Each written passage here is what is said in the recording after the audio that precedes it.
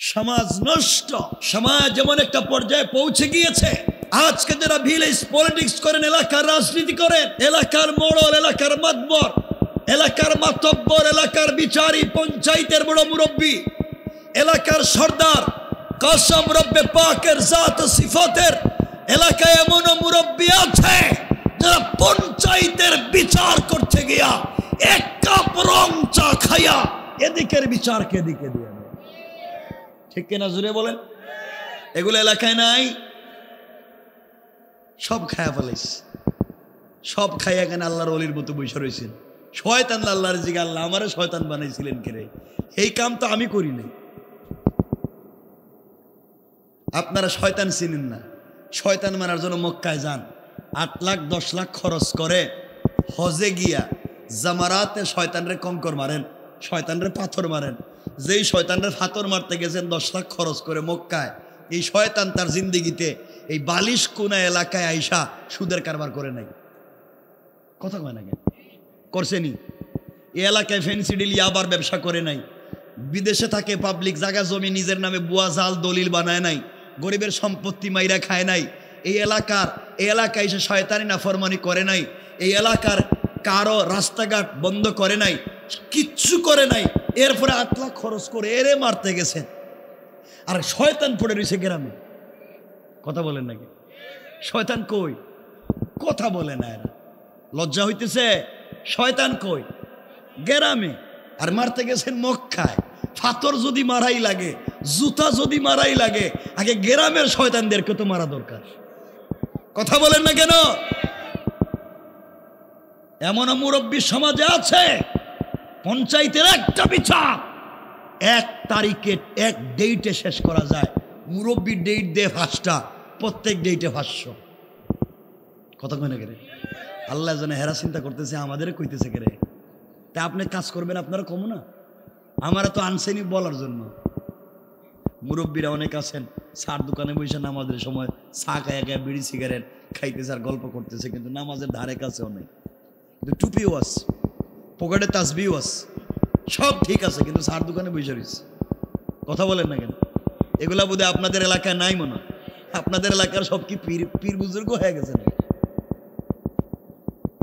এই সমাজ ব্যবস্থা নষ্ট করেছেন আপনারা। এই যে আপনারা বসে রয়েছেন ওলিয়া উলিয়ার মতো দেখা যাচ্ছে, এই যে দাড়ি টুপি লাগাইয়া, পাঞ্জাবি লাগাইয়া, একবারে তসবি তসবি নিয়ে একবারে ওলিয়া উলিয়ার মতো বসে রয়েছেন।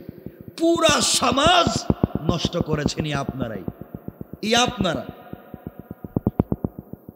আপনাদের বৃহত্তর এলাকায় খবর নেন, অনেক লোক আছে এলাকায় 5 ওয়াক্ত নামাজ পড়বার পরেও, দাড়ি রাখবার পরেও, হজ করবার পরেও, উমরা করবার পরেও, তাসবিহ পড়ে, দাড়িও রাখে, নামাজও পড়ে, কিন্তু খবর নিয়ে দেখেন এলাকার সবথেকে বড় সুদের কারবারি। কথা বলে না কেন? এগুলো আপনাদের এলাকায় নাই? ভাব ধরছেন কেন যে ওলিয়া উলিয়ার মতো বসে রয়েছেন? ঘটনা কি? পাবলিকরে ঠকাইয়া মাইরা খাইয়া আল্লাহরও ঠকাইতে চাইতেছে। এমন লোক আছে সমাজে, 5 ওয়াক্ত নামাজ পড়ে, আওয়াবিন পড়ে, চাষ পড়ে, শরাক পড়ে, ফজরের নামাজ জামাতে পড়ে, এরপরে রুটিন মতো কোরআন শরীফ তিলাওয়াত করে, পীরের দেওয়া তসবিহ পড়ে, সব কইরা সেরা কুদাল একটা কান্দে নিয়া আল্লাহর নামের জিকির করে করে জমিতে যায়, আর আল্লাহর নামের জিকির কইরা কইরা আরেকজনের আইল কাইটটা ঢুকাইয়া দেয়। কথা কন না কেন? এগুলো এলাকায় নাই? ঠিক ভাব ধরে বসে রয়েছেন কেন ওলিয়া উলিয়ার মতো? সব খাইয়া। সমাজ নষ্ট। সমাজ এমন একটা পর্যায়ে পৌঁছে গিয়েছে, আজকে যারা ভিলেজ পলিটিক্স করেন, এলাকার রাজনীতি করেন, এলাকার মোড়ল, এলাকার মাতবর, এলাকার মাতব্বর, এলাকার বিচারী, পঞ্চায়েতের বড় মুরব্বী, এলাকার সর্দার, কসম রব্বে পাকের জাত সিফাতের, এলাকায় এমন মুরব্বী আছে যারা পঞ্চায়েতের বিচার করতে গিয়া এক কাপ রং চা খাইয়া এদিকের বিচারকে এদিকে দিয়ে দেয়। ঠিক কিনা জুড়ে বলেন? এগুলো এলাকায় নাই? সব খায়া ফেলাইস, সব খাইয়া কেন আল্লাহর ওলির মতো বসে রয়েছেন। শয়তান আল্লাহর জিগা, আল্লাহ আমারে শয়তান বানাইছিলেন কে রে? এই কাম তো আমি করি নাই। আপনারা শয়তান চিনেন না।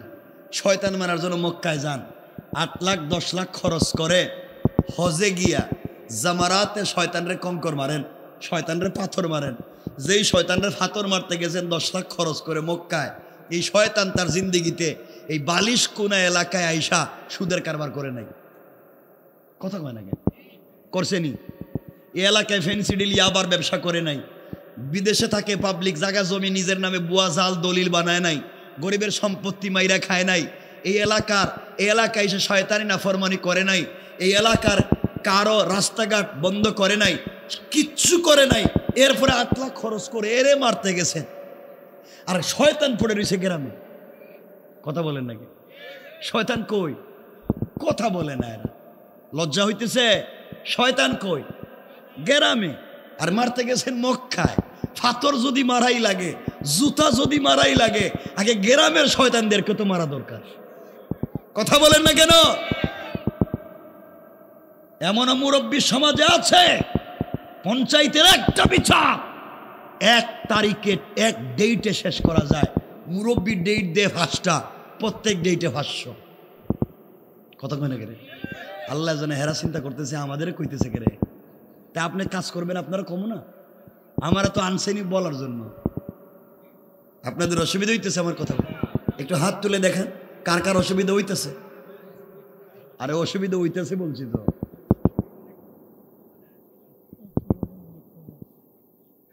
অসুবিধা হচ্ছে? আহা, প্রবাসে অধ্যুষিত এলাকা, খবর নিয়ে দেখেন, ভাই তাকে বিদেশে, চাচা তাকে বিদেশে, জাগা জমি যা আছে সব নিজে দখল করে বসে রয়েছে। এগুলা নাই, সব শেষ, সমাজ ধ্বংস। এই সমাজকে পরিশুদ্ধ করতে হলে আমাদেরকে দিন বুঝতে হবে। মনে রাখবেন, শুধু নামাজ পড়লেই জান্নাতে যাওয়া যাবে না। আপনাদেরকে বুঝাই দিছে পাবলিক, নামাজ পড়ো জান্নাতে চলে যাইবা। আর নামাজ পড়ে সুদ খায়, নামাজ পড়ে ঘুষ খায়, নামাজ পড়ে বদমাইশি করে, নামাজ পড়ে ফেন্সিডিল আবার ব্যবসা করে, নামাজ পড়ে মসজিদ মাদ্রাসার কেসের টাকা মাইরা খায়। এর নামাজ পড়তে কইছে কেনা? কথা বলেন না কেন? এর নামাজ দিয়ে জান্নাতে যাবে কেমন? আমার রাসূল যখন ছিলেন দুনিয়ার জমিনে, রাসূলের পিছনে অনেকেই সালাত পড়েছে, মাঝে মাঝে ইকামত দিয়েছে, রাসূলের দস্তারখানে খাবার খেয়েছে। তার ইন্তেকালের পরে রাসূল নিজে তার জানাজায় শরীক হয়ে ইমামতি করতে চেয়েছেন। তার ইন্তেকালের পরে রাসূল নিজের জুব্বা খুলে তার কাফনের ব্যবস্থা করেছেন। আল্লাহ বলেছেন পয়গম্বরে আরবি, আপনার মুসল্লি, আপনার দস্তারখানের সাথী, আপনার জুব্বা দিয়া কবরে ইয়া রাসূলুল্লাহ একটা জুব্বা নয় 100 জুব্বা দিয়ে কাফন দিতে পারেন। একবার নয় 1 লক্ষ বারের জানাজার ইমামতি আপনি করতে পারেন, কিন্তু আমি রব তাকে জান্নাত দিব না। কি বুঝলেন? রাসূলের মুসল্লি, রাসূলের দস্তারখানের সাথী, রাসূলের জামানিয়া কবরে রাসূল নিজে তার জানাজায় হাজির। এরপরে আল্লাহ বলছেন জান্নাতি না জাহান্নামী? অপরাধ তার দিলে যে বিশ্বাস ছিল বাহিরে ছিল না, বাহিরে যে বেশভূষা ছিল তার বিশ্বাস ভিতরে ছিল না। অর্থ হলো ভিতর আর বাহির মিল ছিল না, ভিতরে একটা বাহিরে আর একটা। রব বলেছেন সে মুনাফিক, ও আপনি নামাজ পড়াইলেও জাহান্নামী।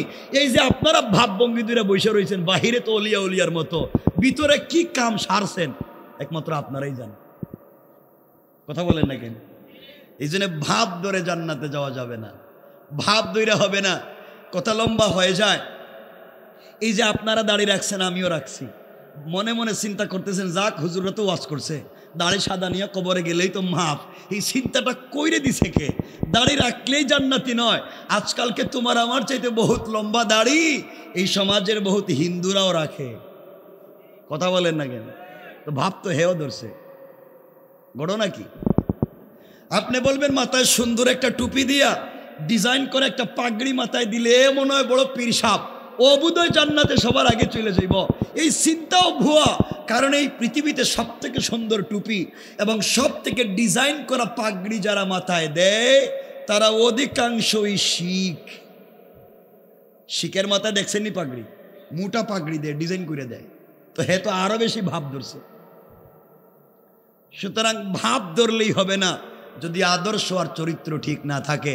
এই জন্য আমাদের আলোচনার মূল ফোকাস হচ্ছে, আলোচনার মৌলিক বিষয় হচ্ছে আমাদের চরিত্র, আমাদের আদর্শকে ঠিক করা।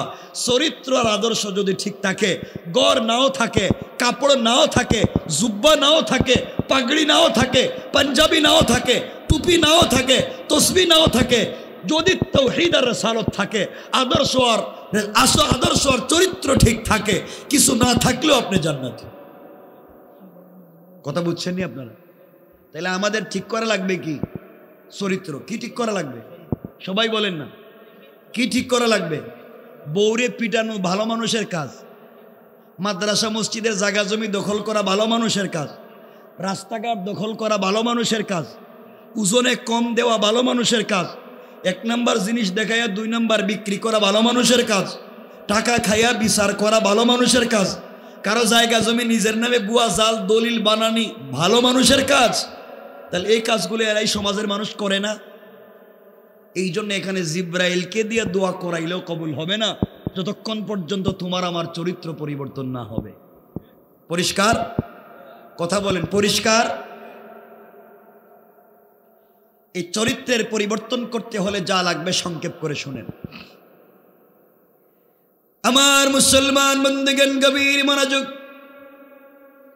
আল্লাহ রাব্বুল ইজ্জত ওয়াল জালাল আখিরি জামানার পয়গম্বর, সরকারে কায়নাত, দু জাহানের সরদার, নবী রহমত জনাবে মুহাম্মদ রাসূলুল্লাহ সাল্লাল্লাহু আলাইহি ওয়াসাল্লামকে জানিয়ে দিয়েছেন, বন্ধু আমার, দুনিয়ার জমিনে যারা আমি আল্লাহর গোলাম দাবি করবে, আশিক রাসূল দাবি করবে, দুনিয়ার জমিনে যারা নিজেকে আমি আল্লাহর গোলাম মনে করবে, আল্লাহর গোলামের গুণ কমপক্ষে লাগবে 4টা। এই চারটা গুণ যদি অর্জন করতে পারে, রাসূলে পাক হাদিসে বলেছেন, ফাদাখালাল জান্নাতা বিসালাম, ইন্তেকাল করতে দেরি হবে, আল্লাহর এই গোলাম দারুস সালাম নামক জান্নাতে যেতে 1 মুহূর্ত দেরি হবে না। পড়েন সুবহানাল্লাহ। কয়টা গুণ লাগবে? একটু বলেন না কথা, সবাই বলেন না কথা। এত আস্তে কথা কোন দেখি আপনারা? কিছু তো মানুষ ঠোঁট নাড়াই না। যদি আল্লাহ বন্ধ করে দেয়, এই মুহূর্তে যদি বন্ধ হয়ে যায়, তো কথা কইবেন কেমন? গুণ লাগবে কয়টা? 4টা। 1 নাম্বার গুণ আল্লাহ কোরআনে কারিমের 19 নাম্বার পারা 25 নাম্বার সূরা সূরা আল ফুরকানের 63 নাম্বার আয়াত থেকে আল্লাহ বললেন, ওয়া ইবাদুর রাহমানিল্লাযীনা ইয়ামশুনা আলাল আরদি হাওনা। আল্লাহ রাব্বুল ইজ্জত ওয়াল জালাল বলছেন, মুসলমানেরা, এই দুনিয়ার জমিনে যারা আমি আল্লাহর গোলাম দাবি করবে, আশিক রাসূল দাবি করবে, আমি আল্লাহর গোলাম নিজেকে মনে করবে, বান্দারে আমি আল্লাহর গোলামের 1 নাম্বার গুণ হলো, আমার গোলাম দুনিয়ার জমিনে কোনোদিন অহংকার করতে পারে না। কি করতে পারে না? আপনারা করেননি? জি না, আপনারা তো অলিয়া উলিয়া পর্যায়ে পৌঁছে গেছে, কিছু কইলেই কয় না, তাহলে করে কেডা? হেরা এত বড় বুজুর্গ হতে তো বুঝতে পারতেছি। আল্লাহর গোলামের 1 নাম্বার গুণ অহংকার করা যাবে না। এই এলাকায় আল্লাহ যাদেরকে টাকার মালিক বানিয়েছেন, মিল ফ্যাক্টরির মালিক, শিল্পের মালিক, কলকারখানার মালিক, গাড়ির মালিক, বাড়ির মালিক, সম্পদের মালিক, আপনার ছেলে মেয়ে ইউরোপ আমেরিকা তাকে পয়সার অভাব নাই। আপনি যদি সম্পদের কারণে আর ক্ষমতা প্রভাবের কারণে অহংকার করে বসেন, আমার আল্লাহ চাইলে 10 তলা থেকে থাবড়াইয়া গাছতলায় নামাইয়া দিতে আমার আল্লাহর 1 মিনিটও দেরি হবে না। কোন ঠিক না? আর আপনি যদি অহংকার ছেড়ে দিতে পারেন, নিজেকে ছোট মনে করতে পারেন, আমার আল্লাহ চাইলে গাছতলা থেকে বাসতলা থেকে কান ধরে 10 তলার মালিক বানাইয়া দিতে আমার আল্লাহর এক মুহূর্ত দেরি হবে না, কোন ঠিক কিনা? এই জন্য অহংকার করা যাবে। দেখবেন এলাকা, আপনারা বলছেন করেন না তো, দেখবেন এলাকায় আগে বেচারার পয়সাপাতি ছিল না, এখন ব্যবসা বাণিজ্য করে অথবা ছেলে মেয়ে বিদেশে গিয়েছে, পয়সার মালিক, এলাকায় নতুন পয়সাওয়ালা, এলাকার নতুন টাকাওয়ালা। এখন দেখবেন পয়সার গরমে, টাকার গরমে, ক্ষমতার গরমে এলাকার সাধারণ পাবলিক রে ঠিক মতো চিনেই না। আছে না নাই? অহংকার করবেন না আল্লাহর ওয়াস্তে। আজ থেকে 50 বছর আগে আপনাদের এই এলাকার খবর নেন, 50 বছর আগে অনেকের ঘরে লাখ লাখ টাকা ছিল, মানে লাখপতি। আজ তার ছেলেমেয়েরা মানুষের বাড়িতে কাজকাম করে খায়, নাই? আর আজ থেকে 50 বছর আগে অনেকের ঘর ছিল ঝুপড়ি ঘর, বৃষ্টি দিলে টিন লাগাবার পয়সা ছিল না। আজ তার ছেলেমেয়ের ঘরে আল্লাহ লাখ লাখ টাকা, কোটি কোটি টাকার মালিক বানাইছে। আছে না নাই? এই জন্য আল্লাহর গোলামের 1 নাম্বার গুণ, অহংকার করা যাবে। সবাই বলেন যাবে। এখন আমরা যদি আলোচনা শুরু করি, অহংকার করলে ক্ষতি কি, অহংকার ছেড়ে দিলে লাভ কি, তাহলে আলোচনা হয়ে যাব ওখানেই 2-2.5 ঘন্টা লম্বা। আমরা শুধু এতটুকুনি বললাম যে অহংকার করা যাবে না, 1 নাম্বার।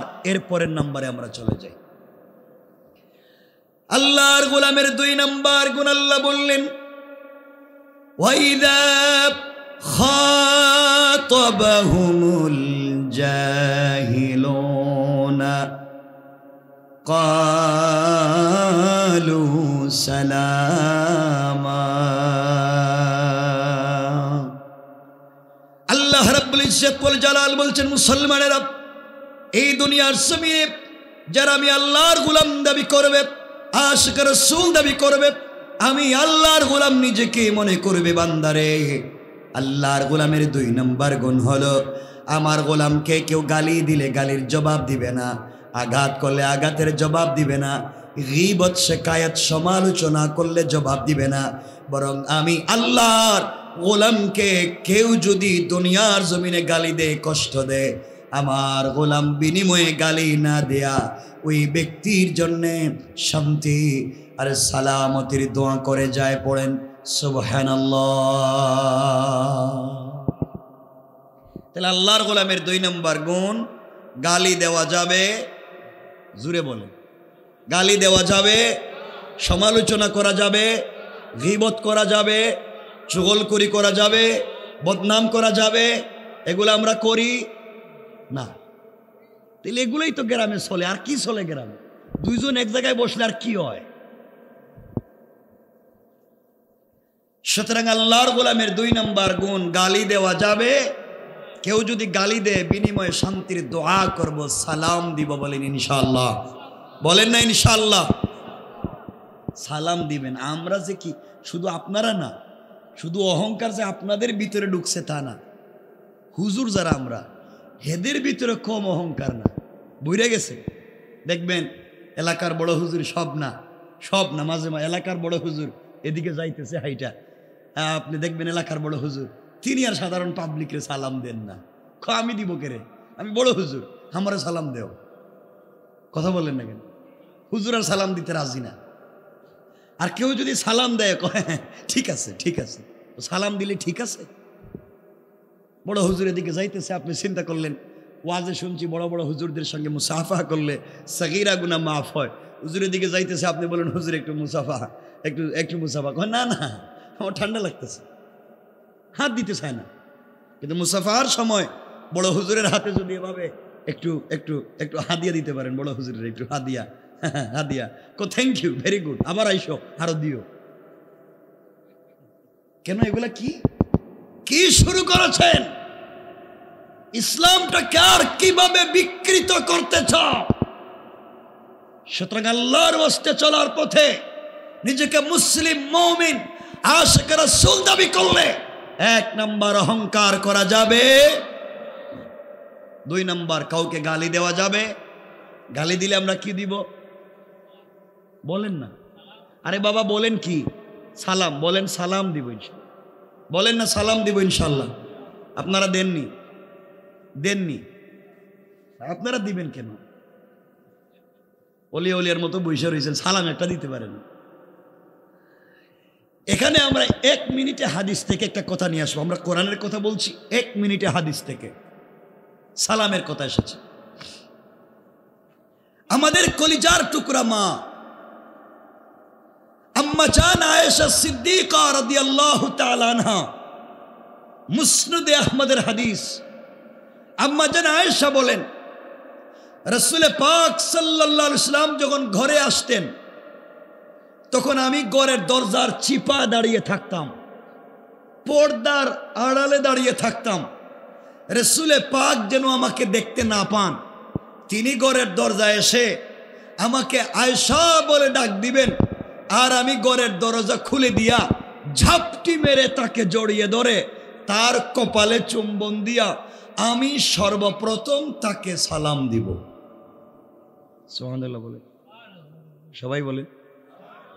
কিন্তু আম্মা জান আয়েশা বলেন, ওয়াল্লাহি আল্লাহর জাত ও সিফাতের কসম, আমি আমার জিন্দেগিতে রসুলে পাককে আগে সালাম দিতে পারি নাই, বরং রসুল ঘরে আসার অনেক দূরে থাকতে আমাকে সালাম দিতেন।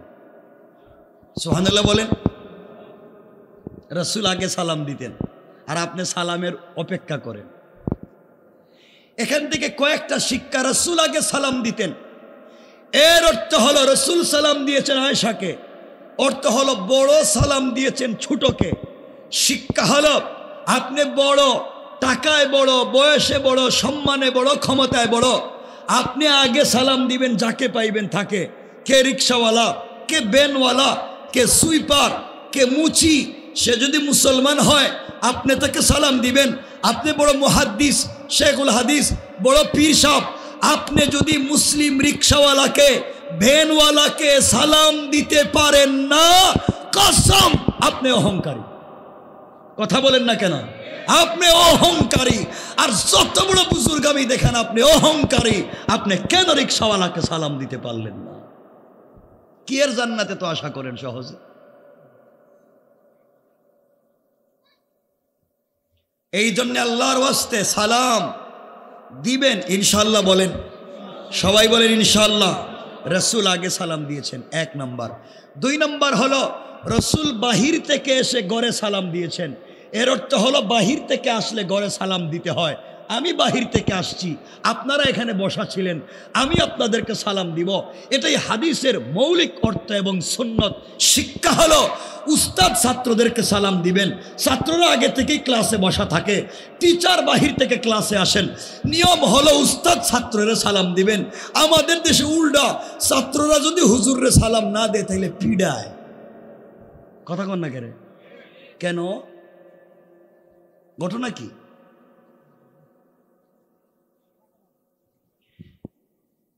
আমরা শুধু ঘুরাইতে চাই, মৌলিকত্বে যাই না।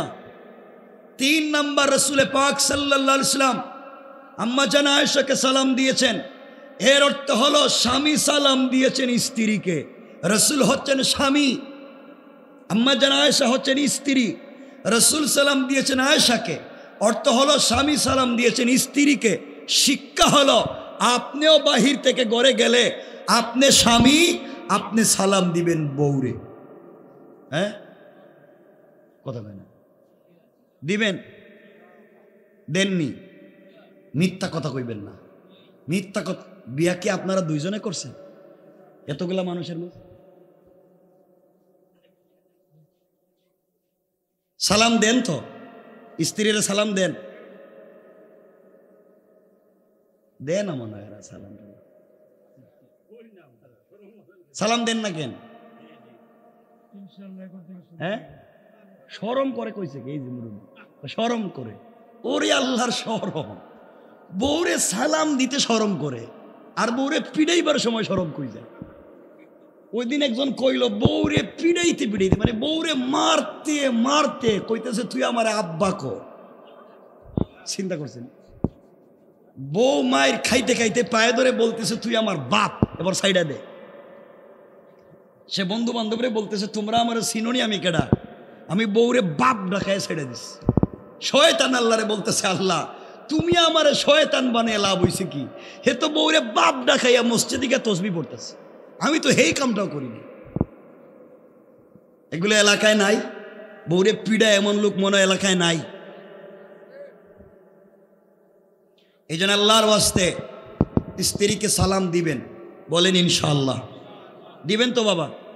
এই যে মুরব্বীরা আমার চেহারার দিকে তাকায় বসে বসে হাসতেছে, হেরা কইতেছে রে বাবা 50 বছর গেছে কা বউরে সালাম দিলাম না, আজকে যদি সালাম দেই বউ কইবে বুড়া কোন কাম ঘটাইছে, আর আমার এইসব ভাব ধরতেছে।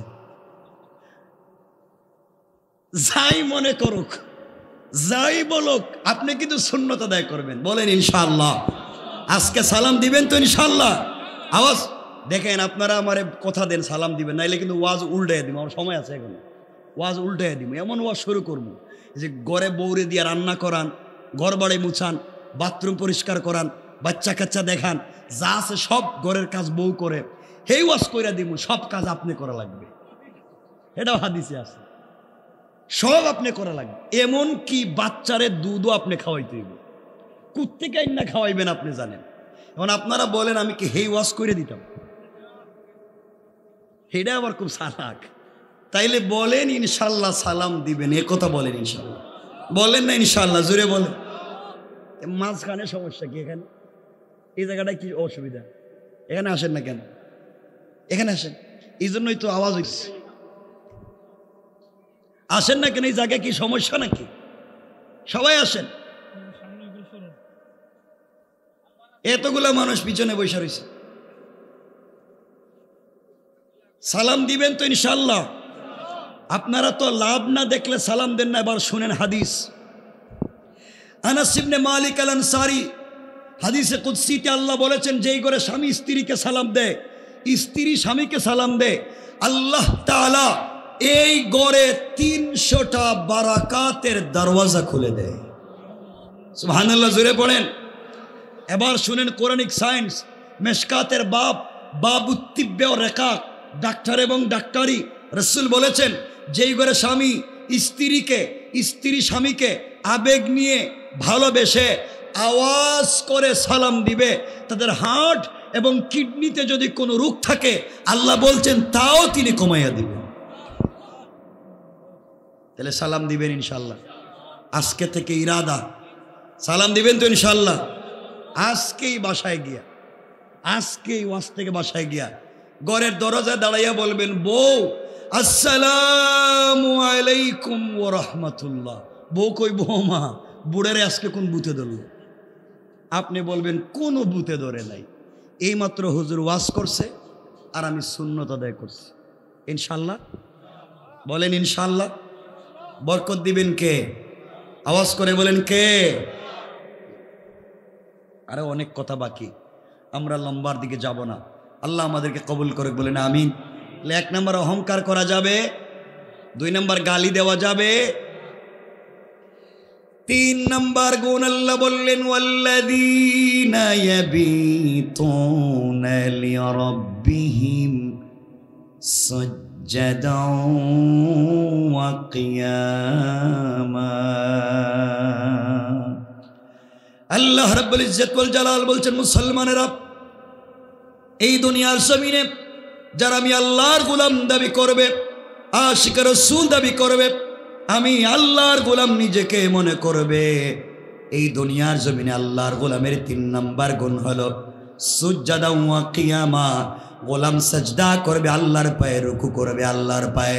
গোলাম বিপদে পড়ে গেলে আল্লাহর কদমে সাজদা করবে, আল্লাহর কদমে রুকু করবে। সুতরাং আজকালকে যারা আল্লাহর পা ছাড়া মাজারে মাজারে কবরে কবরে সাজদা করে, আল্লাহর কসম, আল্লাহর কসম, তারা পূর্ণাঙ্গ আল্লাহর গোলাম হতে পারে না। ঠিক কিনা বলেন? আল্লাহর গোলামের 3 নম্বর গুণ রুকু সাজদা কার পায়ে? সবাই বলা লাগবে কার? আওয়াজ করে বলেন কার?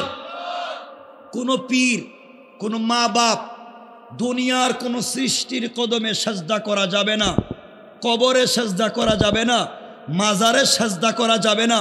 আল্লাহ বলছেন সুজদা ওয়া কিয়ামা, সেজদাও হবে আমার জন্যে, দাঁড়ানো হবে আমার জন্যে। সুতরাং রুকু সাজদা হবে কার জন্যে? মনে রাখবেন, কোথাও সাজদা করা যাবে না। কয়টা বললাম? 3টা।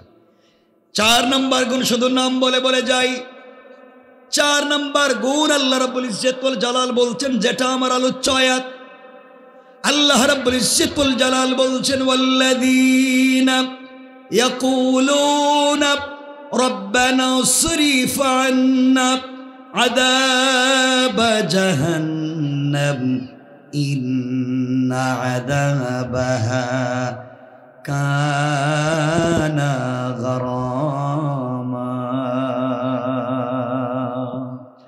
আল্লাহ রাব্বুল ইজ্জত ওয়াল জালাল বলছেন, মুসলমানেরা, এই দুনিয়ার জমিনে যারা আমি আল্লাহর গোলাম দাবি করবে, আশিক রাসূল দাবি করবে, আল্লাহর গোলাম নিজেকে মনে করবে, বান্দারে আল্লাহর গোলামের 4 নাম্বার গুণ হলো সাকারাত শুরু হয়ে যাওয়ার আগে, গারগারা শুরু হয়ে যাওয়ার আগে, কবরে চলে যাওয়ার আগে, মালাকুল মউত আজরাইল পৌঁছে যাওয়ার আগে, সাদা কাপড়ে প্যাকেটিং হয়ে যাওয়ার আগে, আমার যে গোলাম গোটা জিন্দেগির অপরাধের জন্য আমার কদমে সেজদায় পড়ে ক্ষমা চাইবে।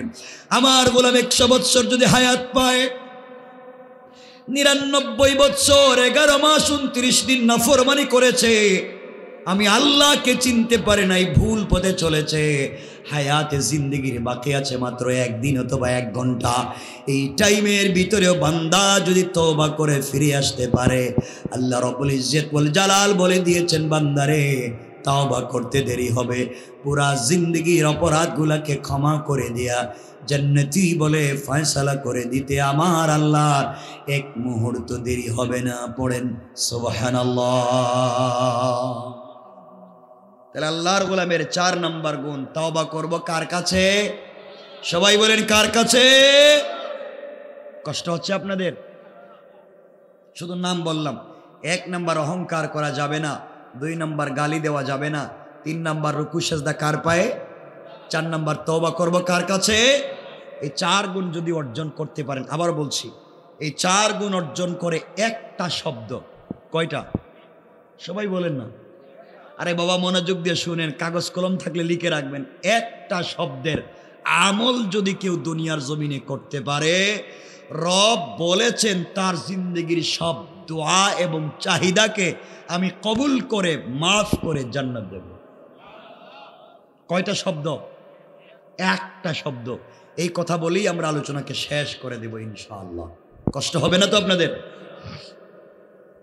এই 4 গুণ অর্জন করবেন আর আমল করবেন কয়টা শব্দের? আমার কথা বুঝতেছেননি আপনারা? এই কথাগুলা তারিখে ইবনে জারির তাবারিতে আছে। এখন আপনারা পাবেন আল্লামা জুলফিকার নকশবন্দির খুতুবাতে জুলফিকারে। আমি আপনাদেরকে বলতেছি, জামানার বুজুর্গ একজন আলেম ইমামে আহমদ ইবনে হাম্বল রহমতুল্লাহ আলাইহির জিন্দেগি থেকে। ইমামে আহমদ ইবনে হাম্বল 4 মযহবের 1 মযহবের ইমামের নাম।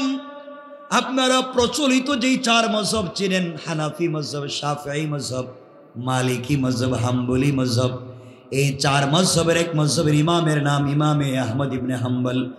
ইমামে আহমদ ইবনে হাম্বল এত বড় বুজুর্গ আলেমের নাম, যার সিনার ভিতরে আল্লাহ তাআলা 10 লক্ষের মতো হাদিসকে হিফাজত করেছেন।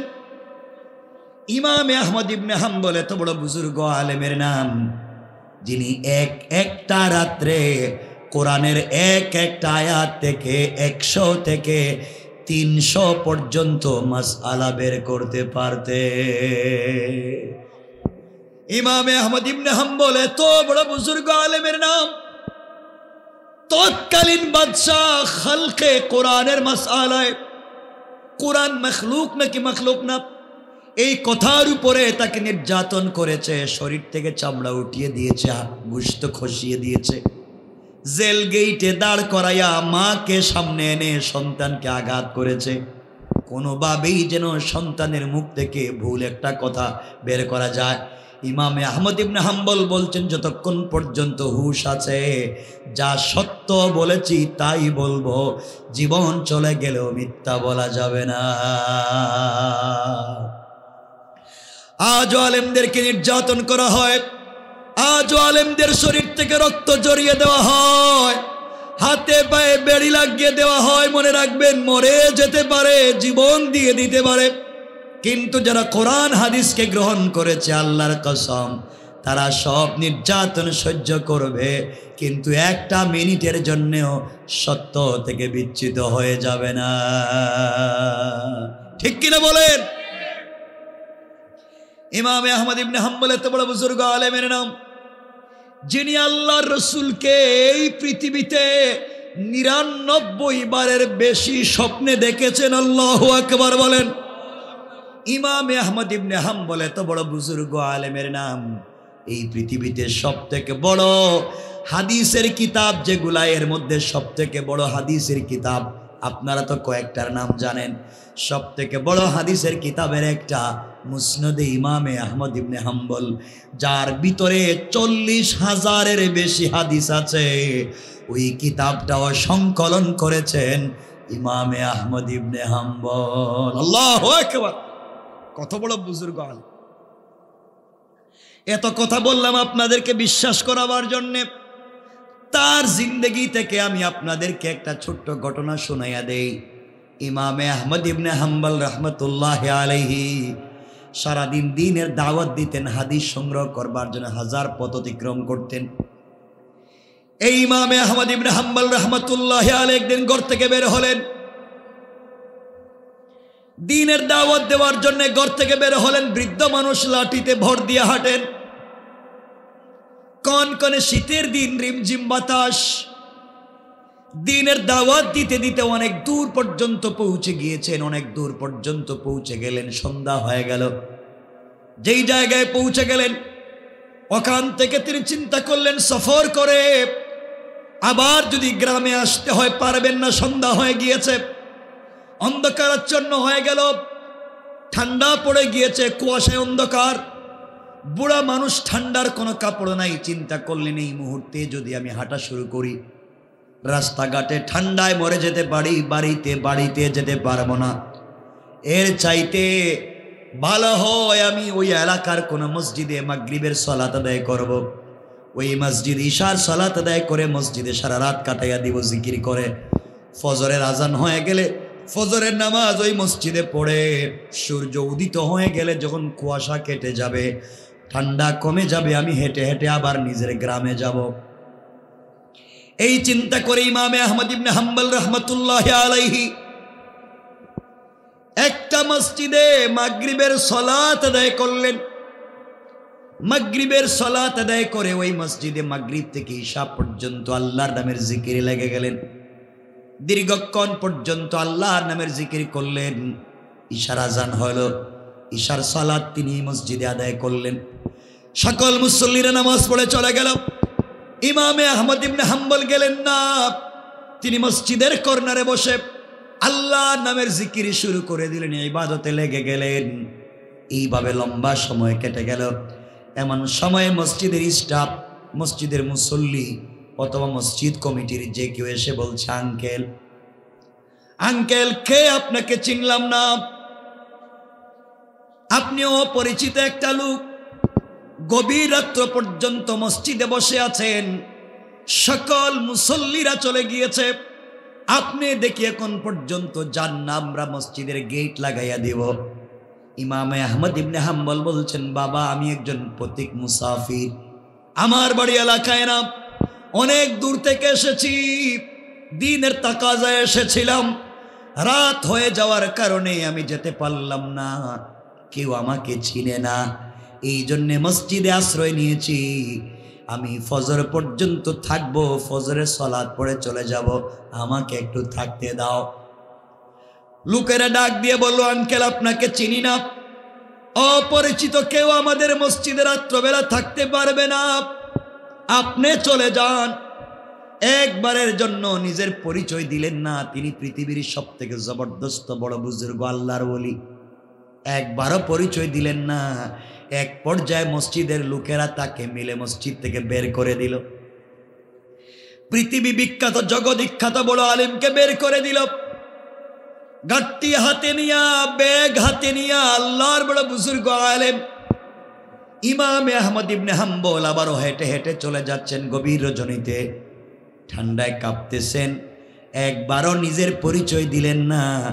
ওই জায়গায় যদি তিনি একবার বলতেন তিনি ইমামে আহমদ ইবনে হাম্বল, এলাকার লোক তাকে বের করে দেওয়া তো দূরের কথা, পুরা এলাকার নারী পুরুষ মিলে তার খিদমতে চলে আসতো, হাত দিয়া নিয়ে লাইন ধরে ফেলতো, কে খিদমত করবে, কে তার মেহমানদারি করবে, কে তাকে সেবা করবে, সারা রাত কাটাইয়া দিত।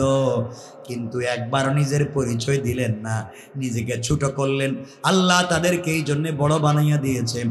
আর ওই জায়গায় যদি ইমামে আহমদ ইবনে হাম্বল না হয়ে আমি হইতাম বা আমরা কেউ হইতাম, ওই জায়গায় আমরা কেউ হইলে আমাদেরকে এভাবে বের করে দিলে আমরা পকেট থেকে কার্ড বের করে দিয়া বলতাম, এই যে দেখেন কার্ড, পুরা দুনিয়ার মানুষ আমাদেরকে চিনে, তোমরা চিনলা না, এই যে আমার কার্ড, দেখো না আমি কত বড় বল্টু মিয়া, আমাকে দেখো আমি কত বড় বল্টু। এই জন্য আমরা নিজেকে বড় বানাতে চাই, আল্লাহ আমাদেরকে ছোট বানাইয়া দেয়। আর ইমামে আহমদ ইবনে হাম্বলের মতো মানুষেরা নিজেকে ছোট বানাইয়া দিয়েছে, এই জন্য আল্লাহ তাআলা দুনিয়ায় তাদেরকে বড় বানাইয়া দিয়েছেন। কান সুবহানাল্লাহ। কথাগুলা দিল দিয়া শুনেন। ইমামে আহমদ ইবনে হাম্বল হাঁটতে লাগলেন। কি বলতে চাই, হয়তো আজকের এই কথা আমাদের জিন্দগির টার্নিং পয়েন্ট হয়ে যাবে, জিন্দগি কামিয়াব হয়ে যাবে, চলার পথ পরিবর্তন হয়ে যাবে। মনোযোগ দিয়ে শোনেন। কিছু দূর যাওয়ার পরে ইমামে আহমদ ইবনে হাম্বল দেখেন কনকনে শীত, বাজার একটা দেখা যায়, বিশাল বড় একটা বাজার, বাজারের সবগুলা দোকান বন্ধ, সবগুলা দোকান বন্ধ। তিনি ঠান্ডায় কাঁপতেছেন। হঠাৎ করে তাকায়া দেখেন বাজারের মধ্যখানে ভাঙ্গা একটা দোকান, ঝুপড়ি করে একটা দোকান খোলা, দোকানের ভিতরে একটা যুবক দাঁড়িয়ে আছে, দোকানের চুলার ভিতরে আগুন জ্বলতেছে। ইমামে আহমদ ইবনে হাম্বল আস্তে আস্তে করে দোকানের কাছে গিয়ে বলছেন, বাবারে, এই বাজারের সবগুলা দোকানই দোকান বন্ধ করে দিয়েছে, তোমার দোকান দেখি এত রাত্র পর্যন্ত খোলা। যুবক ডাক দিয়া বলছে, আঙ্কেল, বুঝতে পেরেছি আপনি এলাকার কেউ না, এলাকার কেউ হলে আপনি আমাকে চিনতেন। এই বাজারে আমি 30 বছর থেকে ঝুপড়ি ভাঙ্গা দোকানে গভীর রাতে দোকানদারি করি। এই বাজারের সবগুলা দোকানদার ফজরের পরে দোকান খুলে সন্ধ্যার আজান হলে বন্ধ করে দেয়, আর আমি একমাত্র একজন দোকানদার, সন্ধ্যার আজানের পরে দোকান খুলি, ফজরের আজান পর্যন্ত দোকান চালাই, সারা রাত দোকানে বসে বসে ভাঙ্গা দোকানে কয়েক টাকার রুটি বানাইয়া বিক্রি করি, এটাই আমার কাজ। আপনি আমাকে চিনেন নাই, এর অর্থ হলো আপনি এলাকায় আর কোনোদিন আসেন নাই। ইমামে আহমদ ইবনে হাম্বল বলছেন, বাবা, আমি একজন পথিক মুসাফির, আমার বাড়ি এলাকায় না, রাত হয়ে গিয়েছে, কোথায় যাব? তোমার দোকানে কি সারা রাত এইভাবে চুলে আগুন জ্বলবে? যুবক বলছে, আঙ্কেল, ফজরের আজান পর্যন্ত আমার দোকানের চুলে আগুন জ্বলবে। ইমামে আহমদ ইবনে হাম্বল বলছেন, যুবক, তাহলে কি আমি তোমার দোকানের সামনে দাঁড়াইয়া তোমার চুলার থেকে আগুন পোহাতে পারবো, তাপ লাগাতে পারবো, এর মাধ্যমে শরীর থেকে ঠান্ডা কমবে, সারা রাত কি তোমার দোকানের সামনে দাঁড়িয়ে কাটাইয়া দেব? যুবক ডাক দিয়া বলছে, আঙ্কেল, কষ্ট করে সারা রাত আপনি দোকানের সামনে দাঁড়িয়ে কষ্ট করবেন কেন? আমি ফজর পর্যন্ত দোকান খোলা রাখবো, আপনি দোকানের ভিতরে চলে আসেন, আপনিও বসবেন, আমিও বসবো, ফজরের আজান হয়ে গেলে আমিও চলে যাব, আপনিও চলে যাবেন। ইমামে আহমদ ইবনে হাম্বল দোকানের ভিতরে প্রবেশ করলেন। আজীব কারবার, দোকানে গিয়ে আর নিজেকে সামলিয়ে রাখতে পারলেন না, আর নিজেকে সহ্য করতে পারলেন না। দোকানে গিয়ে দেখেন যুবকটা দোকানের ভিতরে রুটি বানাবার জন্য যখন খামির বানায়, আটা দিয়া ময়দা দিয়া যখন খামির বানায়, তখন যুবকের জবানে একটা শব্দ, আস্তাগফিরুল্লাহ, একটা শব্দ, আস্তাগফিরুল্লাহ। যুবক যখন রুটি বানায় পড়ে আস্তাগফিরুল্লাহ,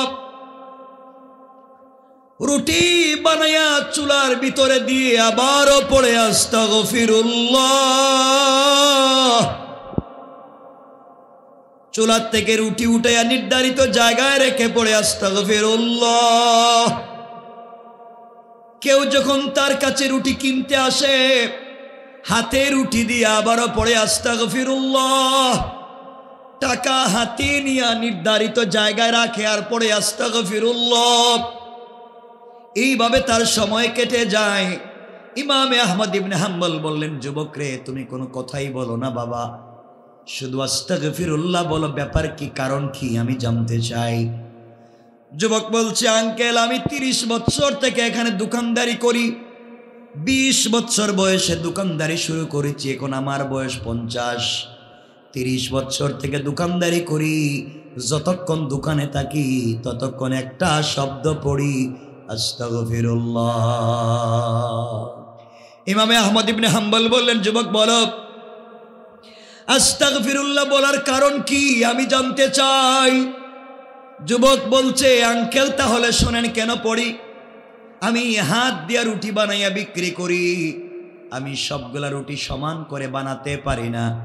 কোন রুটি হালকা বড় হয়ে যায়, কোন রুটি হালকা ছোট হয়ে যায়, কোনোটা হালকা পাতলা হয়ে যায়, কোনোটা হালকা বাড়ি হয়ে যায়, কোনোটা হালকা কাঁচা থেকে যায়, কোনোটা হালকা শুকাইয়া যায়, শক্ত হয়ে যায়।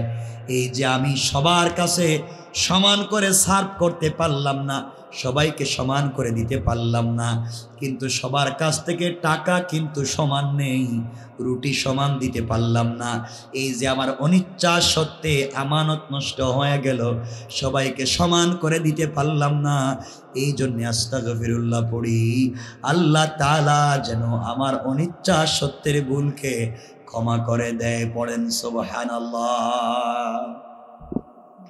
যুবক বলছে, আঙ্কেল, আমি শুনেছি রাসূল বলেছেন, লা ঈমানা লিমান লা আমানাতা লা, যে আমানত রক্ষা করলো না তার ঈমান নাই। আমি আমানত রক্ষা করতে পারতেছি না, আমি ঠিকমতো সবাইকে আমানত দিতে পারতেছি না, পয়সা সমান নেই, এই জন্য আস্তাগফিরুল্লাহ পড়ি, আল্লাহ যেন আমাকে ক্ষমা করে দেয়। ইমামে আহমদ ইবনে হাম্বল বলেন, যুবক, সত্য বলো, 30 বছর থেকে তুমি আস্তাগফিরুল্লাহ পড়ে যাও, ওই একটা শব্দ পড়ে তুমি জিন্দেগিতে কি উপকার পাইছো? কথা বুঝতেছেন আপনারা? 30 বছর পরে কি উপকার পাইছো? যুবক ডাক দিয়া বলছে, আঙ্কেল, 30 বছর থেকে আস্তাগফিরুল্লাহ পড়ে যাই, আস্তাগফিরুল্লাহ পড়ে পড়ে আমি পৃথিবীতে যা পাইছি এই পৃথিবীর কোনো মানুষ তা পায় না। আল্লাহু আকবার বলেন। হুজুর চলে এসেছেন, আলহামদুলিল্লাহ, মুফতি সাহেব চলে এসেছেন। আর লম্বা করতে চাই না, কথা লম্বা হয়ে যাবে। শুধু আস্তাগফিরুল্লাহ বলে বলে যুবক কি পাইছে, 1 মিনিট আমরা রেখে দিব। এই যুবক ইমামে আহমদ ইবনে হাম্বলকে ডাক দিয়ে বলেছে, আঙ্কেল, আপনাকে চিনি না, আস্তাগফিরুল্লাহ বলে আমি কি পেয়েছি পৃথিবীর কেউ জানে না। 1 নাম্বার, আস্তাগফিরুল্লাহ পড়ে আমি 30 বছর থেকে আস্তাগফিরুল্লাহ পড়ি। 1 নাম্বার, এই ঝুপড়িঘর ভাঙ্গা দোকানে রুটি বিক্রি করি, এই টাকা দিয়ে আমার পরিবারের 50 জনের পরিবার চালাই। আমার পরিবারে 50 জন ফ্যামিলি মেম্বার, আমি সবাইকে চালাই। মসজিদ মাদ্রাসায় দান করি, গরিব অসহায় মিসকিনদেরকে দান করি। এত দান খায়রাত সাদাকা করবার পরেও মাস শেষে দেখা যায় আমার পকেটের টাকা শেষ হয়ে যায় না।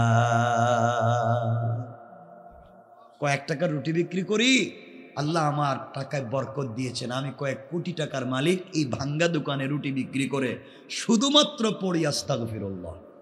সুবহানাল্লাহ বললেন না? আমরা পারবো না এই শব্দটা ইনশাআল্লাহ? ইমামে আহমদ ইবনে হাম্বল বলছেন, যুবক, আর কি পেয়েছ?